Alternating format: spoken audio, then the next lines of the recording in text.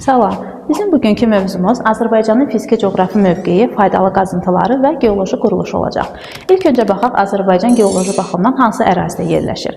Respublikamız Şərqi Avropa və Ərəbistan litosfer havalarının toqquşduğu zonada yerləşir. Məhz buna görə də fəal seysmik zona hesab olunur.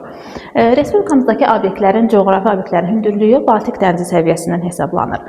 Orta hündürlüyü 657 metrdir. Ən hündür nöqtəsi Bazar düzü, ən alçaq nöqtəsi isə -27 Xəzər dənizinin səviyyəsi hesab olunur. Bazarcı zirvəsinin hündürlüyü isə 4466 metrdir. İndi isə keçək ucqar nöqtələrimizə. Ucqar nöqtələrimiz şimalda Quton, cənubda Astaraçay, şərqdə Şahdili, qərbdə isə Sədərək yaxınlığında yerləşir. Azərbaycan ümumilikdə qurudan 5 ölkə ilə həmsərhəddir. Bu ölkələr hansılardır baxaq. Şimalda Rusiya ilə, şimal-qərbdən Gürcüstan, qərbdən Ermənistan, cənub-qərbdən Türkiyə, cənubdan isə böyük bir məsafədə İranla sərhəddir və şərqdə bütünlükdə Xəzər dənizi ilə sərhədlənir. Sərhədlərimizin uzunluğuna baxaq.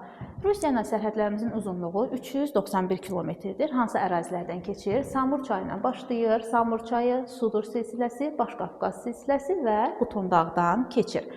Şimal-qərbdən Gürcüstanla sərhədi. Gürcüstanla sərhədlərimizin uzunluğu 471 kilometrdir. Baxaq hansı obyektlərdən keçir? Mazım çaydan, Qanıq çayı, Qabırlı çayı, Candar göldən, Qarayazı düzündən, Acınohur və Ceyran çöldən keçir.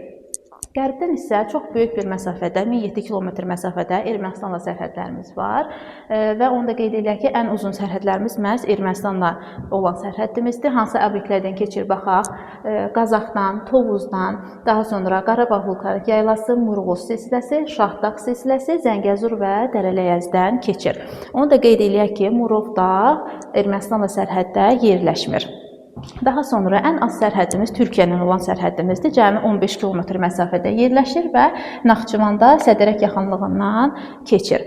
Cənubdan isə çox uzun bir məsafədə İranla sərhəddə yerləşirik. İranla sərhədlərimizin uzunluğu 765 kilometrdir və Araz çayı boyunca uzanır. Bolqar çaydan, Talış dağlarından və Astara çaydan keçir.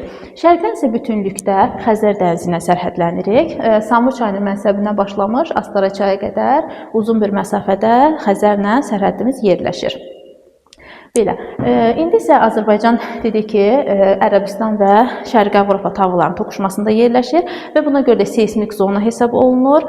Ən seysmik zonalarımız hansılardır? Böyük Qafqazın cənub yamacıdır. Əsasən də Şamaxı zonası, Kiçik Qafqazda Gəncə ətrafı, Naxçıvanda isə Qapıcıq ətrafı fəal seysmik zona hesab olunur və hətta burada zəlzələlərin gücü 8-9 ballıq zona hesab olunur.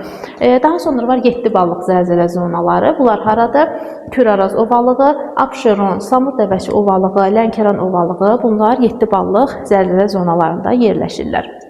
Və son illərdə İsmayıllı, Zaqatala, Ağdaşda gücü 7 bala çatan, 6-7 bala çatan zəlzələlərdə müşahidə olunmuşdur.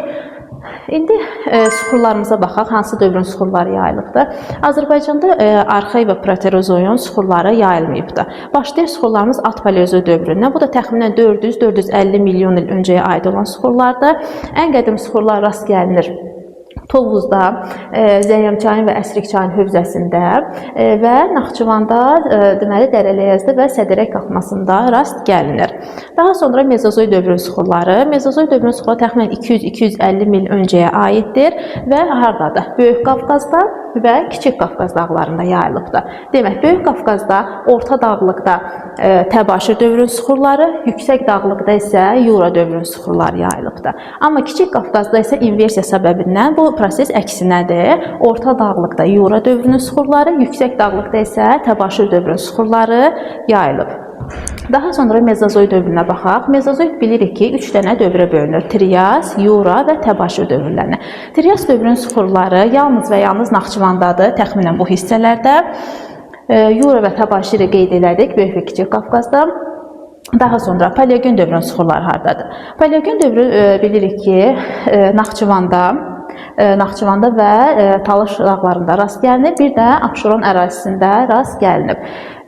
Neogen dövrün çöküntüləri. Neogen dövrün çöküntülərini biz desək, bütün düzənliklərimizi misal göstərə bilərik. Küraraz ovalığı, Lənkəran ovalığı, Samur-Dəvəki ovalığı, Abşeron Qobustanda Neogen dövrün çöküntüləri yayılıb. Və vulkanik dövrün suxuları hardadır? 4-cü dövrə aid vulkanik suxular xüsusən də Qarabağ vulkanik yaylasında yayılmışdır. İndi isə vulkanlardan danışaq. Azərbaycanda palçıq vulkanlarına və sönmüş vulkanlara rast gəlinir. Sönmüş vulkanlar bilir ki, bunlar artıq fəaliyyət göstərmir və püskürmür həmən vulkanlar. Sadəcə olaraq həmən vulkanların kraterləri və formaları qalır.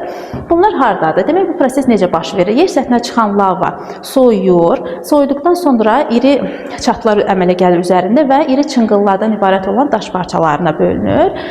Vulkanların adlarına baxsaq görə bilərik. Məsələn, Pəri çınqılı, Ayı çınqılı, daha sonra Qırmızı dağ, Dəli dağ. Onda qeyd edək ki, vulkanik yaylarda ən hündür zirvə Dəli dağdır. Hündürlüyü 3616 metrdir. Və palçıq vulkanları. Palçıq vulkanlarından danışmamışdan qabaq qeyd etmək istəyirəm ki, Azərbaycanı palçıq vulkanlarının paytaxtı adlandırırlar. Nəyə görə? Çünki dünyada yayılmış palçıq vulkanlarının 1000-ə yaxın palçıq vulkanı var və onların 300-350-si Azərbaycanda yerləşir. Buna da səbəb nədir? Bilirik ki, Abşeron Qobustanda neftli qazlı sahələr var və palçıq vulkanları da daha çox neft qaz olan sahələrdə yaranır. Lakin buradan bir sual çıxır ki, bütün neftli qazlı sahələrdə palçıq vulkanları var? Təbii ki, yox. Bunun üçün nə olmalıdır? Neftli qazlı sahə üstəgəl seismik zona olmalıdır və Abşeron ərazisində bu ikisi üst-üstə düşdüyünə görə burada palçıq vulkanları geniş yayılıb. Demək, palçıq vulkanları püskürən zaman sanki top səsinə bənzəyən bir səs çıxa bilər, səslər çıxır və bu da qaz baskısından yarandığı üçün palçıq vulkanları bu cür səslər meydana gəlir. Və onu da çox maraqlı bir hadisəni deyək ki, 2001-ci ildə Lökbətanda yerləşən palçıq vulkanı püskürməsinə görə Ginnesin rekordlar kitabına düşmüşdü. Palçıq vulkanlarına müxtəlif xəstəliklərin müalicəsində, sinir sisteminin, əsəb xəstəliklər müalicəsində, oynaq xəstəliklər müalicəsində istifadə olunur və hər il dünyadan minlərlə turist məhz palçıq vulkanları üçün Azərbaycana gəlir. Bizi izlədiyiniz üçün təşəkkür edirik. Dərslərimizin davamının gəlməsi üçün kanala abunə olun və şərhlərdə öz fikirlərinizi bildirin. Bizimlə əlaqə saxlamaq üçün bu nömrələrə müraciət edə bilərsiniz.